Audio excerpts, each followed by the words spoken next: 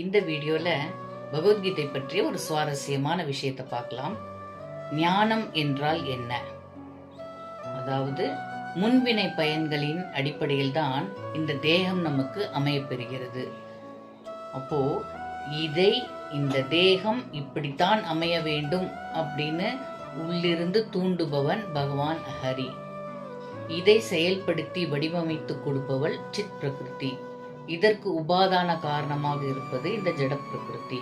அப்போ ஜட பிரகிருத்தின் உதவியுடன் இந்த தேகத்திற்கு, இந்த மனிதனுக்கு இந்த நேரத்தில், இந்த சமயத்தில் சுகதுக்கம் அமைய வேண்டும் என்று தூண்டுபவன் பகவான் ஸ்ரீஹரி. இதை செயல்படுத்தி கொடுப்பவள் சித் பிரகிருதி. அப்போ இந்த பிரகிருத்தியில் இயற்கையாக நடக்கின்ற இந்த மோகத்தை நாம் ஜெயிப்பதுதான் ஞானம் என்று அழைக்கப்படுகிறது.